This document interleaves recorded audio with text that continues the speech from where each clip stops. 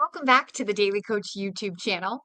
Yesterday, I had a conversation with an emerging franchisor that's just lingered on my mind. And I thought to myself, maybe I'll just get on and make a quick video that might help other emerging franchisors really understand the value that a consultant can bring to your process.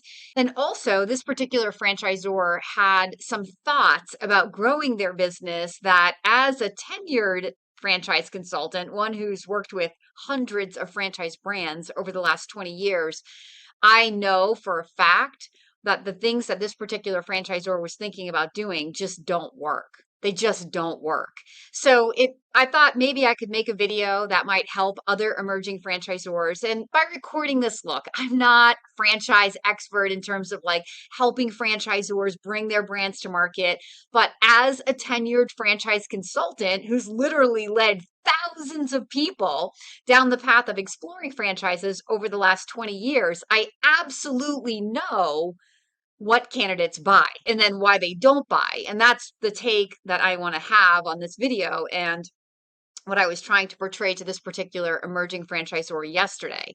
So the first thing is, he used the word broker. There is a difference between a broker and a consultant. I'm a consultant. Consultants do not have a license to sell a business. I don't represent brands. I have relationships with franchisors that I'm leveraging, that my candidates are leveraging. I learn about my candidate, what they're looking for personally, professionally, financially. I'm trained on franchisors and what their opportunity includes and what they're looking for in their ideal candidate. And then, as kind of like the matchmaker, I'm bringing the two parties together and then just coaching the process to see what may happen. That's what I do as a consultant. So there's that. Not a broker, a consultant. But what was a little more disturbing about the conversation I had was this particular franchisor said, well, we started with a really low franchise fee because, we're pioneering and we knew that people were, going to be the first into our business and we didn't really have a long track record. And now we're going to raise that franchise fee. And that alone is okay. I don't really have a problem with that, but it is a myth in franchising that the higher the franchise fee, the more experienced the franchise is. That is a total myth. I see pioneering brands entering the market with $65,000 franchise fees like all the time.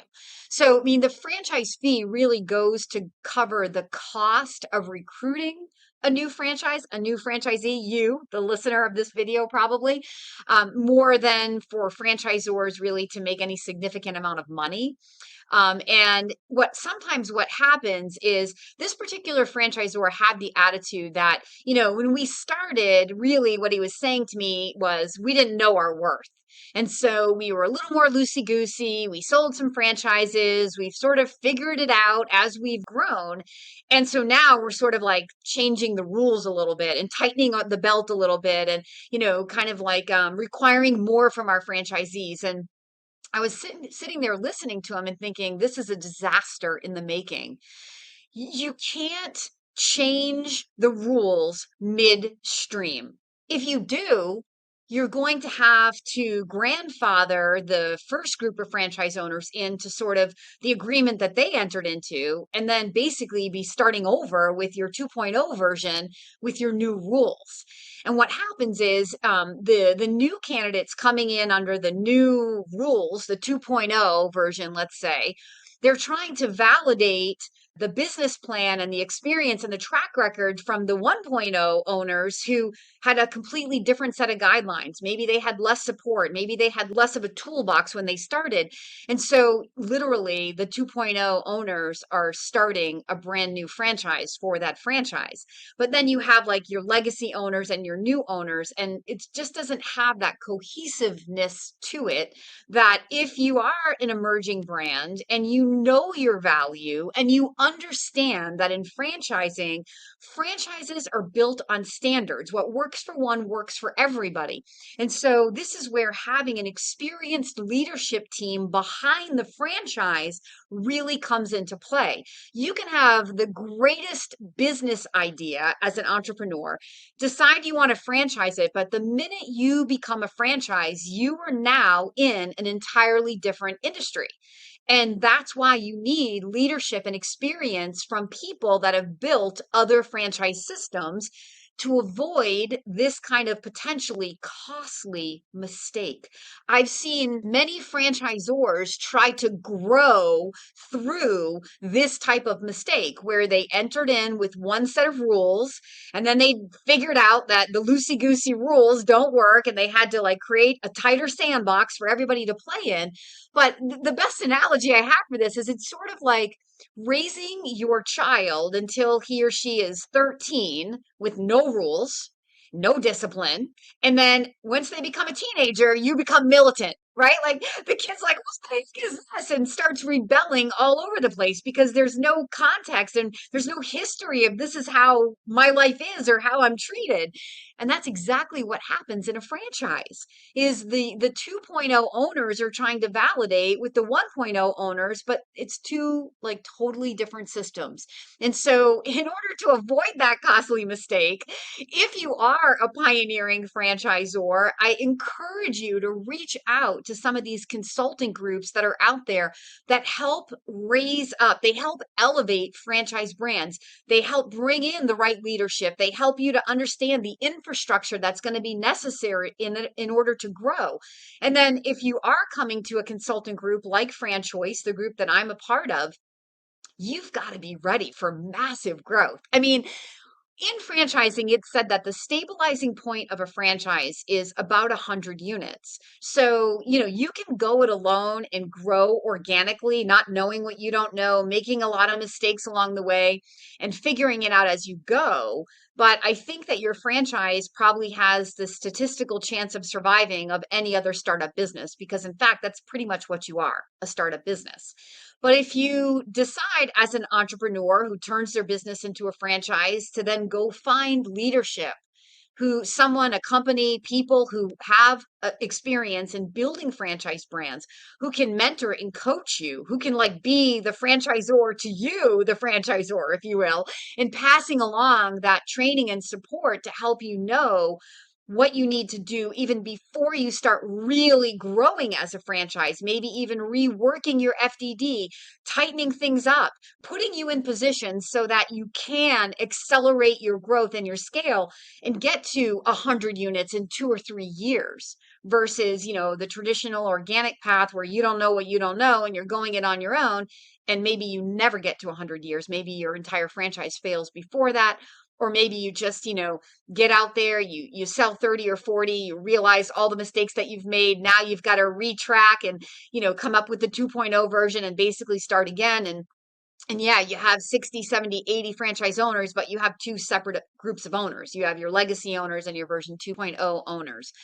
So there are resources in franchise consulting. FranChoice can definitely help you kind of point you in the direction of some of these great consulting groups that can help grow up your brand. Certainly, I've had some of these consulting groups on Kim Daily TV before, so you can check out some of the previous videos that I've had if you're looking for that kind of support.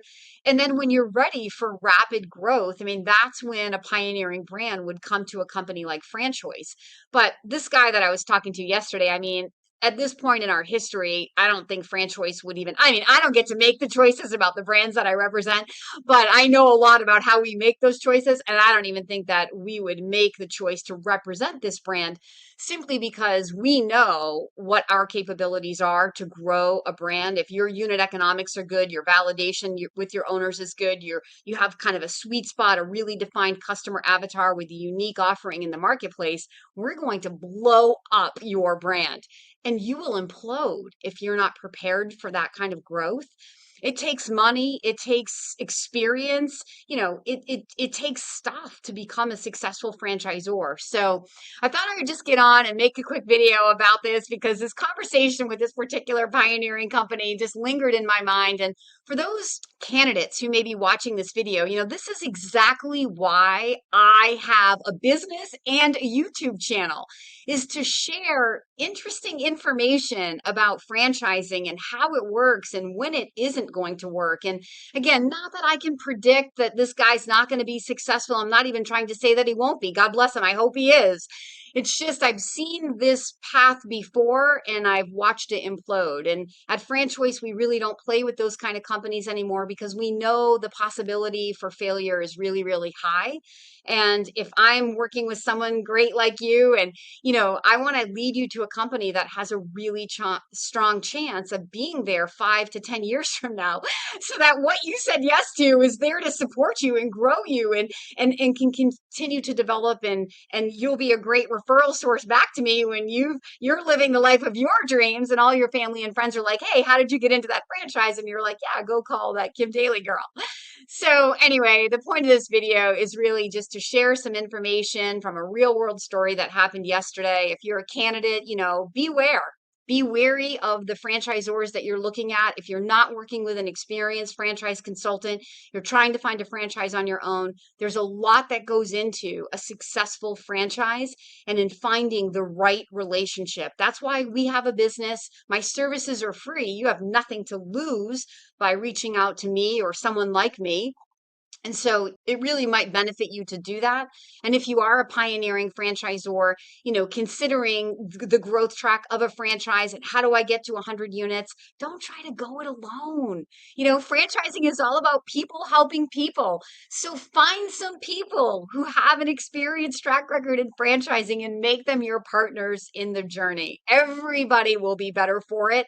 And that's really the whole point of Kim Daly TV, is to share the good news in franchising, to share inspiring stories, to educate people, and to motivate people to want to live their best life through franchise systems. So until next time, I am Kim Daly, your daily coach.